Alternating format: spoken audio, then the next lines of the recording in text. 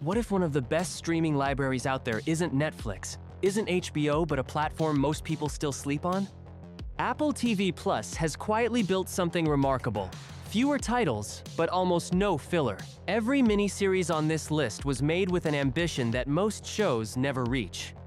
Gripping legal dramas, World War II epics with a $250 million budget, psychological thrillers that redefine what television can be. Today, we count down the 15 most addictive limited series the platform has to offer. And by the end of this list, you're going to want a subscription. But before we start, it would mean the world to me if you took a second to leave a like and subscribe to the channel. Thank you so much for your kind support. 15. The Last Days of Ptolemy Gray. He is 91 years old, alone, and slowly losing the war against his own memory. Ptolemy Gray has outlived nearly everyone who ever mattered to him. His friends, his loves, his anchors to the world. And now the past is becoming indistinguishable from the present. When his trusted caretaker dies suddenly, he's placed in the hands of a teenage orphan named Robin, a stranger who becomes, against all odds, the most important person in his life. Then, a doctor offers something impossible. A treatment that can temporarily restore his memory and give him back the clarity he's been losing for years, at a cost he's warned about but chooses to accept. What he remembers, once the fog finally lifts, is not peaceful. There are secrets buried deep in the past that demand to surface, truths that have waited years to be confronted before time runs out entirely. Samuel L. Jackson delivers one of the most quietly devastating performances of his entire career, not through explosions of emotion, but through stillness, confusion, and the particular dignity of a man who knows he is running out of time.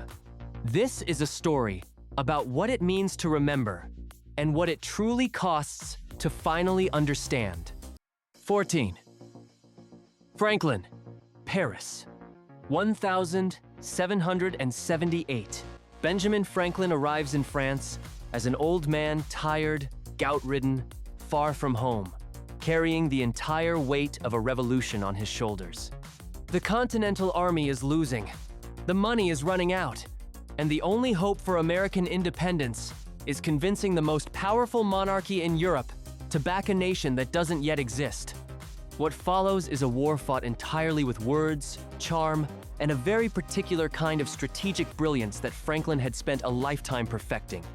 He moves through Parisian society with ease, the salons, the court intrigue, the competing factions. The alliance is built over dinners and dissolved by morning while his grandson watches from close enough to see what this kind of life actually costs. Michael Douglas inhabits this role completely. Witty, calculating, exhausted, and alive in ways that make every scene feel earned.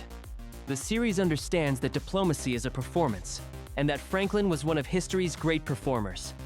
But underneath the humor and the maneuvering is something more poignant, a man who gave everything to a country that was not yet real, hoping it would become so before he ran out of time. 13. Calls. There are no cameras, no actors on screen, no sets, no locations, no visual storytelling in any traditional sense, just voices and abstract shapes that pulse and shift as the conversations unfold one by one. 9 interconnected phone calls. 9 pairs of strangers whose lives cross in the hours before something catastrophic and unnamed begins reshaping the world around them. Some of the calls are terrifying. Some are heartbreaking. Some start as one thing and become something completely different before the line finally goes dead. The voice cast reads like a film festival lineup. Pedro Pascal, Lily Collins, Karen Gillan, Aaron Taylor-Johnson, and every single one is working without a safety net, carrying scenes entirely through inflection, breath, and the silences between words. This is a show that trusts its audience completely, and what it demands in return is sustained, uncomfortable attention. At 95% on Rotten Tomatoes, it stands as one of the most formally daring things ever produced for streaming television. It is not for everyone. But for the right viewer, it is exactly the kind of experience that proves television still has unexplored territory worth pushing into, and the real courage to go there. 12. We crashed. The rise looked unstoppable. WeWork, a company that rented office space, somehow convinced the world it was a tech startup worth $47 billion. And at the center of it all was a couple whose ambition, charisma, and lack of self-awareness drove everything forward. Adam Neumann built an empire on vision and borrowed money, turning shared desks into a movement and pitching investors on a future where work and community were the same thing. His wife Rebecca matched him in intensity, if not always in direction. Together they were a force mesmerizing, exhausting, impossible to look away from. Based on the real story behind one of Silicon Valley's most talked about startups, this series tracks the seduction, the excess, and the warning signs that everyone kept choosing to ignore. Jared Leto disappears into the role completely, and Anne Hathaway brings a complexity to Rebecca that the easy version of this story would never allow. It is funny in the darkest possible way, a portrait of what happens when the story a person tells about themselves becomes more real to them than anything else. A question the series never stops asking: how long can a vision survive contact with reality? 11. 5 Days at Memorial. New Orleans. August 2005. Hurricane Katrina makes landfall and the city floods almost entirely. Memorial Medical Center, a hospital in the middle of the disaster zone, loses power, loses communication, loses any realistic hope of evacuation for days. Inside, hundreds of patients, many of them critically ill, many of them unable to move, and a staff that is running out of supplies, running out of options, and beginning to break under the weight of decisions that no medical ethics course ever prepared them for.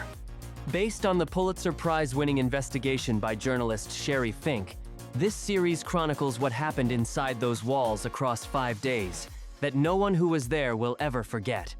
It does not offer easy villains or easy heroes. It asks instead the question that haunts the entire series: when every option is terrible, how do you choose? Vera Farmiga gives a performance of exceptional restraint and moral complexity in the central role. The Emmy for Best Writing went to this series, and it earned every letter.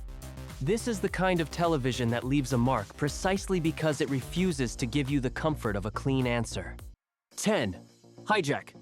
The plane leaves Dubai at 6:30 inches the morning. 7 hours later, it's supposed to land in London. What happens in between is told in something close to real time, 1 episode per hour of flight, 7 episodes for 7 hours of a hijacking that no one on board saw coming. Sam Nelson is not a law enforcement officer, not a trained negotiator, not any kind of hero by conventional definition. He's a corporate dealmaker, a man whose entire professional life has been about reading people, finding leverage, keeping things from collapsing. And on this particular morning, surrounded by passengers who are terrified and captors who are increasingly unpredictable, those skills are the only thing standing between survival and catastrophe. Idris Elba brings everything to this role: the intelligence, the physical presence, the moments where the composure almost breaks and then doesn't. The pacing is relentless in the best possible sense. Each episode ends in a place that makes stopping genuinely difficult. It was one of the most watched Apple TV Plus originals of 2023, and for anyone who still thinks the platform is a quiet place for prestige dramas only, this is the corrective. 9. Presumed innocent. He prosecutes crimes for a living. He understands evidence, motive, chain of custody, the machinery of the justice system from the inside. And now he's sitting on the other side of it, as the prime suspect in the murder of a colleague he was having an affair with. Rusty Sabich's life collapses in the span of days. His career, his marriage, his carefully maintained sense of himself as a man who operates with integrity. The affair was a secret. The victim's identity makes that secret explosive. And the investigation that follows will drag everything into the light: the professional, the personal, the things he did and the things he told himself he hadn't done. Jake Gyllenhaal carries the series with the kind of coiled, exhausted intensity that makes every scene feel like something might break at any moment. Based on Scott Turo's landmark legal novel, the first season works as a complete story, a closed loop of suspense, betrayal, and institutional pressure that builds with remarkable control toward a finale that genuinely earns the tension it has spent 8 episodes carefully constructing.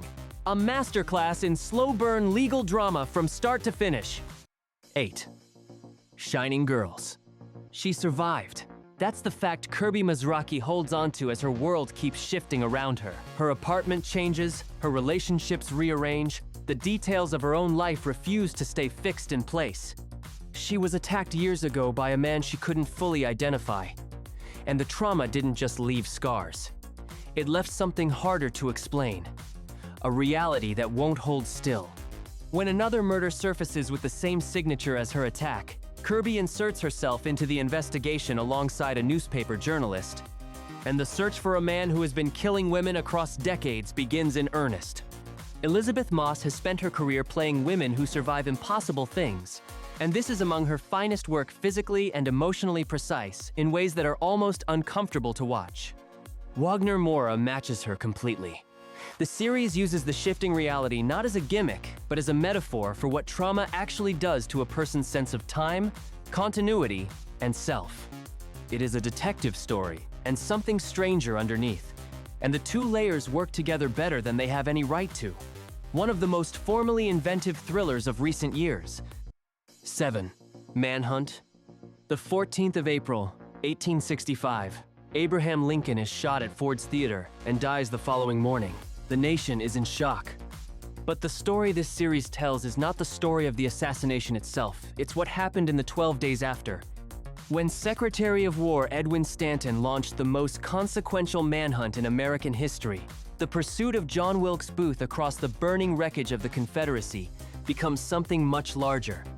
A political and moral reckoning about who the country is going to be now that the war is over and its greatest leader is dead.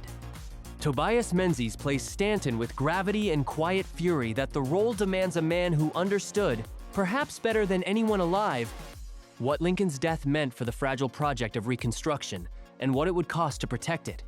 The series doesn't reduce history to clean heroism or simple villainy. It shows the machinery of power operating under extreme pressure, the deals made and the principles bent, the real distance between justice and law.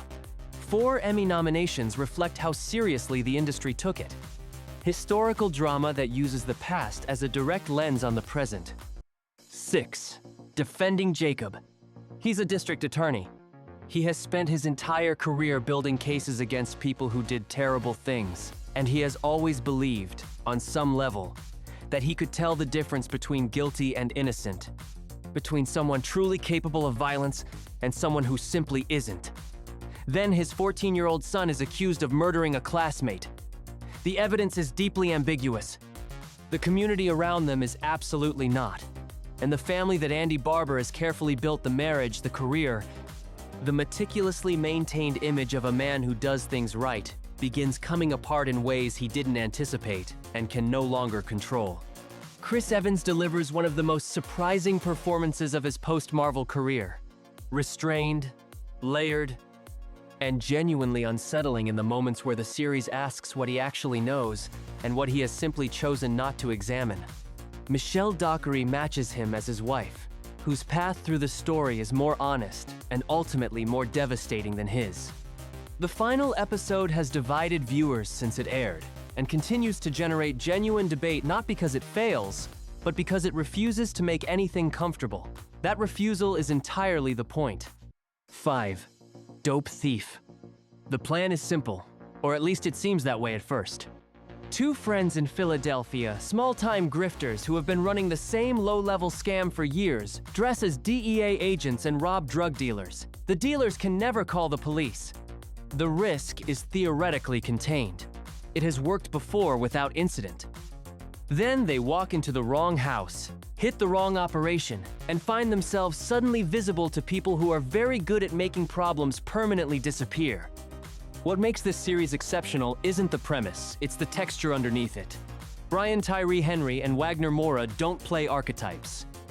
They play 2 specific, genuinely complicated men with a friendship that has its own long history, its own grievances, its own unspoken debts. Produced by Ridley Scott, The Craft is visible in every single frame, the way Philadelphia feels genuinely lived in and real, the way violence arrives without ceremony, the way the story earns its emotional weight through character rather than plot mechanics alone. At 94% on Rotten Tomatoes, it stands as one of the most assured and confident debuts of 2025. Not just a great crime show, a great show, full stop. 4. Lessons in chemistry. It's 1,960. Elizabeth Zott has a chemistry degree, a brilliant mind, and zero interest in pretending otherwise. The scientific establishment she works in doesn't know what to do with her. She is too serious, too competent, too unwilling to perform the version of femininity the institution requires. Then, through a series of events she didn't choose, she ends up hosting a television cooking show. She does not pivot, she does not simplify. She treats her audience housewives, dismissed as unserious by the culture around them, as exactly as intelligent as she knows them to be, and something unexpected happens. They respond. Based on the best-selling novel by Bonnie Garmus and adapted with wit and emotional precision, this series does something genuinely difficult. It's funny and moving and angry in equal measure, and it never sacrifices one for the others. Brie Larson's Golden Globe nomination was not a surprise to anyone who watched the series. But what she does in the quieter scenes, the grief, the stubbornness, the love expressed through rigor, is the real achievement. A story about a woman who refused to be less than she was, in a world that kept insisting she should be. 3. Blackbird. Jimmy Keene is facing 10 years in federal prison on drug charges when the FBI makes him an offer that sounds completely impossible. Transfer to a maximum security facility for the criminally insane.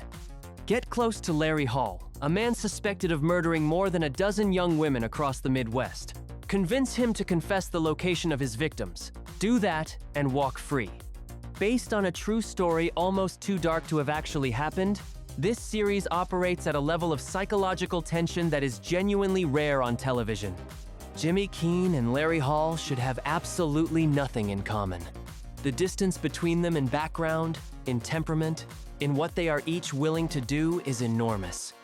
And yet the conversations they share across 6 episodes become something that defies easy categorization.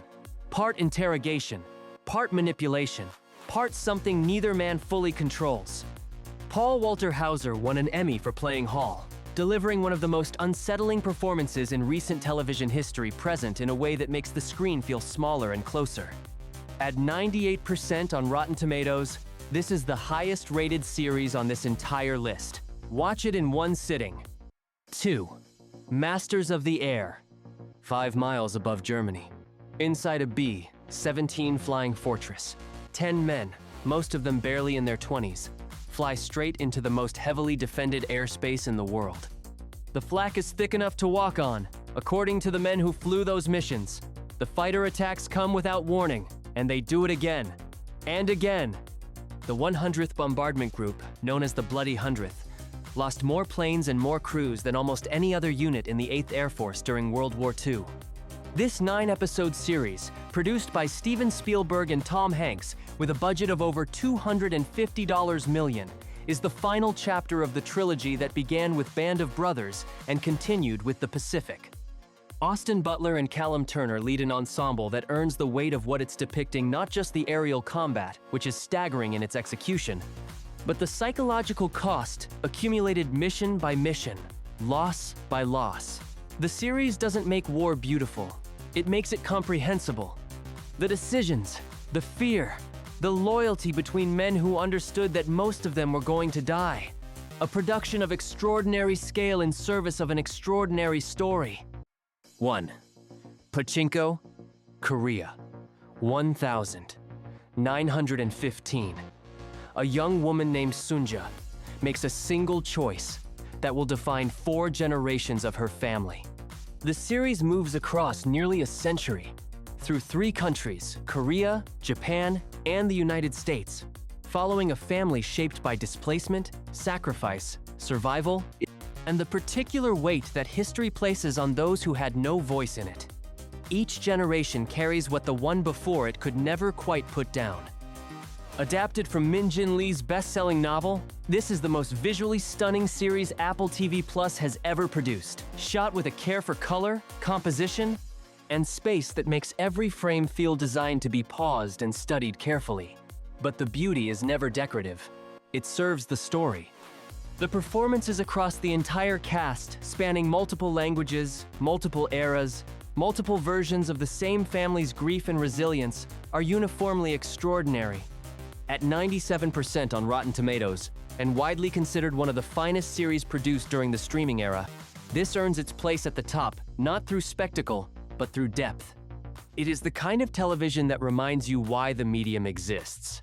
Number 1, because nothing else on this list comes close. And that's the list 15 Apple TV Plus miniseries that prove you don't need quantity when the quality is this consistent. Every single one of them is worth your time, and most of them are worth watching twice. If you made it all the way here, I genuinely appreciate you. This took a lot of work to put together, and knowing someone watched until the end makes it worthwhile. Take a second to leave your like, subscribe, and activate the notification bell so you never miss a new video. See you in the next one.